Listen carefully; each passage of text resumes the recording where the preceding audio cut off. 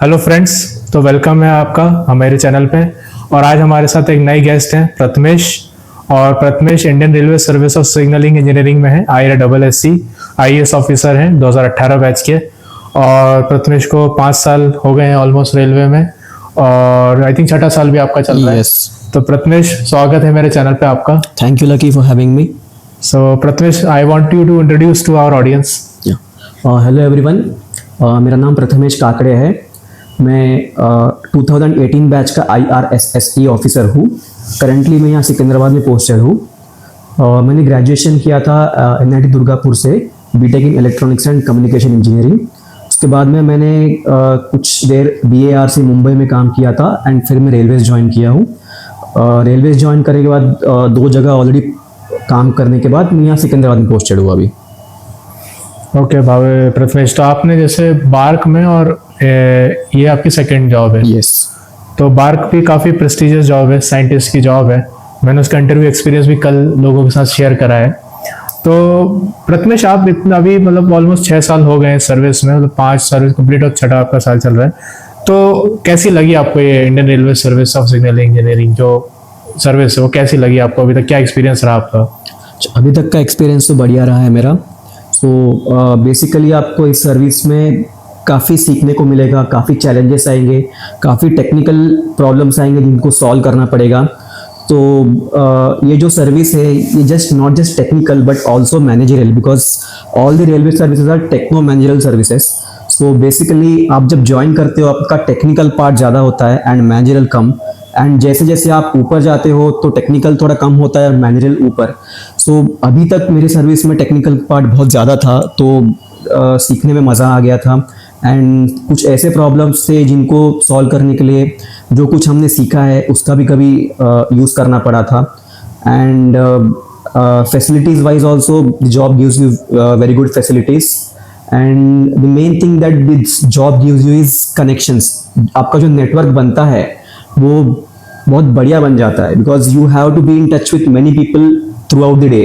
And ये job में it makes you come out of your comfort zone so that you learn new things. So ये एक चीज़ बहुत बढ़िया लगी इस जॉब के बारे में। तो प्रथमेश, आप जैसे बता रहे हैं कि काफ़ी मतलब चीज़ें सीखने को मिलेंगी। Basic day to day working आपकी IRSSE में क्या रहती है? अच्छा, तो basically IRSSE officers belong to signal and telecom department. So इसमें भी 2 होते हैं, one is signal, one is telecom. Signal department is basically जब आप ट्रेन में जाते हो तो आप सिग्नल देखते हो, कभी लाल होता है कभी हरा होता है। सो बेसिकली ये आपको बस एक सिग्नल दिखता है, लेकिन इसके पीछे काफ़ी कॉम्प्लिकेटेड सर्क्यूटरी कनेक्शंस, इलेक्ट्रिकल वायरिंग ये सब होती है, जिनको मेंटेन करना एंड नए एसेट्स बिल्डअप करना ये सिग्नलिंग डिपार्टमेंट का काम होता है। एंड टेलीकॉम जो होता है that looks after the complete connectivity of the Indian railways, the telephones, internet and all this things. Voice मतलब जो आप रिजर्वेशन करने जाते हो वो भी एक टेलीकॉम सर्किट पे ही आता है। सो ये 2 सिग्नल एंड टेलीकॉम डिपार्टमेंट में ये सब काम होते हैं। तो मतलब आप जो लाल बत्ती हरी बत्ती देखते हैं वो इन्हीं लोगों की वजह से वहाँ पे है प्रेजेंट। तो काफ़ी एक फैसिनेटिंग जॉब है। आजकल काफ़ी एडवांस सिग्नलिंग सिस्टम्स भी आ रहे हैं रेलवे में। सो प्रथमेश, अभी जैसे आपने इस सर्विस में आए UPSC आपने एग्ज़ाम दिया 2018 में IAS का। अभी आई थिंक IAS का प्रीलिम्स भी कल ही हुआ है। तो आपको और क्या इसमें, जैसे आपका IAS क्रैक हुआ, railway I think first choice रहती है, तो मतलब आपके लिए तो सारे ऑप्शंस ओपन थे। तो आपको क्या क्या ऑप्शंस मिले और आपने रेलवे ही क्यों चूज करा इस IAS में?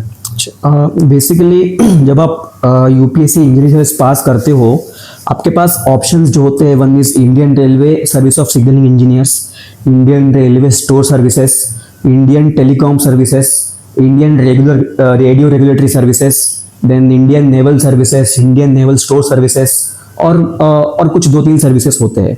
बट इन सब में जो है the most preferred one is IRSSE, because first thing railway is the top most organisation for a technical person to be in, क्योंकि आप बाकी कहीं पे भी जाओगे उतना टेक्निकल नहीं मिलेगा आपको। Second thing is obviously the facilities. And इसमें भी जब आप रेलवेज में आते हो इसमें भी 2 सर्विस आपको मिल सकते हैं, one is signal service, other is store service. But store service में कैसे होता है कि you will be completely away from your education. जैसे अगर मैंने किया है इलेक्ट्रॉनिक्स एंड कम्युनिकेशन में और मैं अगर स्टोर्स में जाता हूँ तो डिफरेंट हो जाता है लाइन पूरा, बट यहाँ पे जब मैं IRSSE में आता हूँ so it is a bit aligned with what I have learned in my graduation. So this was one of the factors for me in selecting this service. Okay, so कहीं ना कहीं रेलवेज एक preferred choice हमेशा से रही भी है, और टेक्निकल ओरिएंटेशन भी काफ़ी ज़्यादा रेलवे का रहता है कि आप टेक्निकल जो आपने पढ़ा है वो अप्लाई भी कर सकते हैं. सो प्रथमेश, क्या आपको रेलवे में मतलब सबसे अच्छी चीज़ क्या लगी आपको? मतलब जो बोलते हैं कि रेलवे में तो वैसे बहुत सारी चीज़ें हैं, तो कुछ लोग बोलते हैं फ्री टिकट मिलता है, क्वार्टर्स अच्छे होते हैं, कुछ लोग बोलते हैं कि थोड़ा पावर है, लेकिन मतलब आपको क्या क्या चीज़ ऐसी लगी कि डिस्टिंग्विशिंग फैक्टर या कुछ अच्छी चीज़ें जो आपको इस सर्विस में अभी तक लगी हैं? जैसे मैंने पहले बोला था कि it makes you come out of your comfort zone. तो जो चीज़ें मैं सोच भी नहीं सकता था कि मैं करूँगा वो यहाँ करना पड़ता है.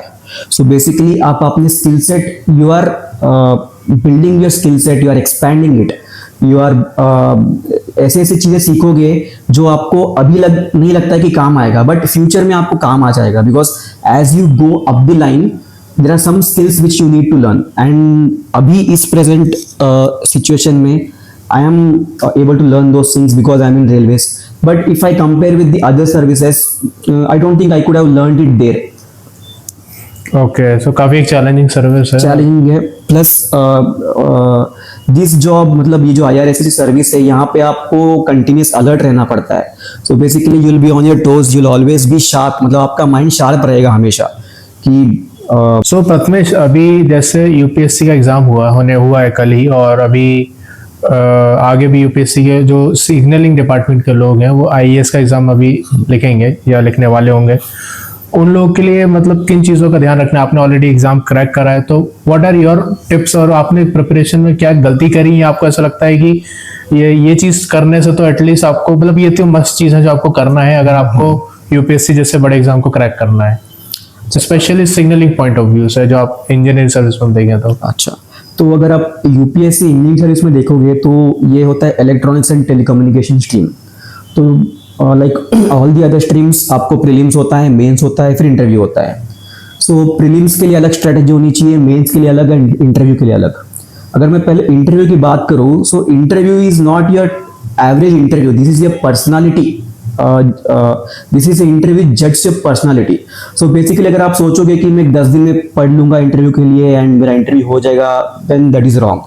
You gradually have to build your personality so that the interview doesn't feel like an interview, just a conversation between you and the interviewer. ये हो गया इंटरव्यू के लिए. एंड प्रीलिम्स एंड मेंस के लिए, प्रीलिम्स जैसे जीएस होता है एंड आपका टेक्निकल होता है, तो जीएस को आपको निगलेक्ट नहीं करना है. काफी लोग क्या करते हैं कि चलो टेक्निकल में मैं अच्छे से कर लूंगा और जीएस में उतना नहीं करूंगा, but that is wrong because your rank depends on your marks and your marks in prelims are your non technical, that is paper 1 plus paper 2. So please don't ignore the paper 1. And coming to technical subjects, engineering service has a vast syllabus which includes subject from electronics and communication, electrical engineering as well as computer science. So क्योंकि सभी electronics पढ़ रहे हैं, आपको as तब आएगा जब आप दूसरे डिपार्टमेंट का पढ़ते हो. So don't neglect electrical engineering and computer science subjects. And the same thing goes for the mains exam also. Mains exam में मैं यही बोलूंगा कि ये सब सब्जेक्ट्स कर लीजिए, बट आप प्रैक्टिस करना ना भूले, मॉक टेस्ट देना, क्योंकि आपको भले आता हो बट आपको उतने टाइम में उस पेपर पे लिख के दिखाना है, दैट इज इंपॉर्टेंट.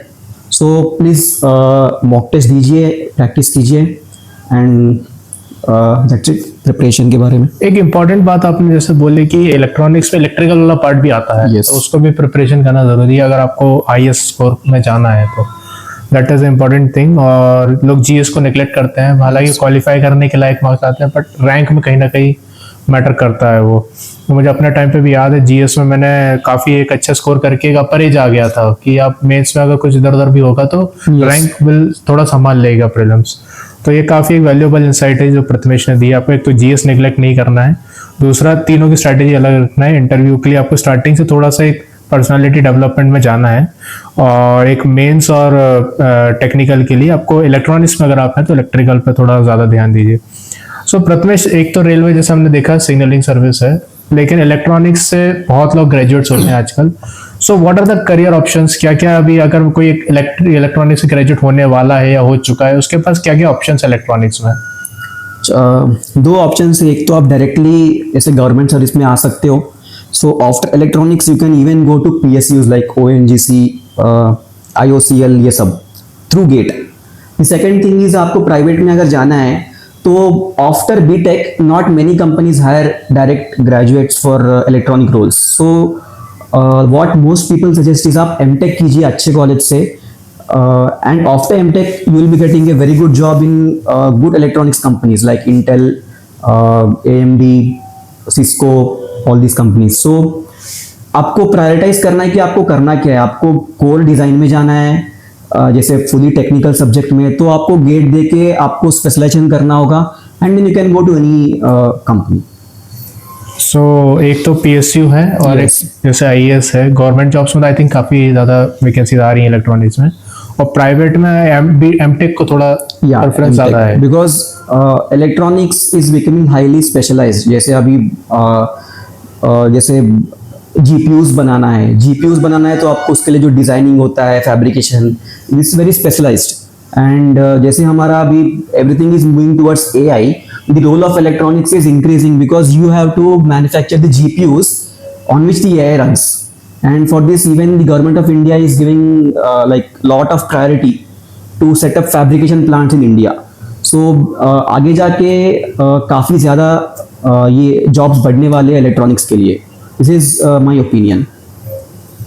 इंडिया में आई थिंक मेरे को लगता है इलेक्ट्रॉनिक्स थोड़ा सा तो पीछे हो जाता है compare to other countries. Yes, but आप US में देखेंगे एनवीडिया आजकल तो नंबर 1 वैल्यूएशन पे कंपनी हो गई है, और ताइवान में भी जो सेमीकंडक्टर है TSMC, तो they are very large giants electronics industry में. सो बट थोड़ा यही है कि BTech से तो आपको बेसिक नॉलेज मिलती है, MTech और उससे आप आगे जाएंगे तो you can have a lot of career opportunities ahead. Yes. So Prathamesh, काफी अच्छा लगा आपसे मिलके और काफी वैल्यूएबल इनसाइट्स दिए आपने. Thank you for coming and sharing this experiences. Thank you, Lucky, for having me. Thank you, everyone.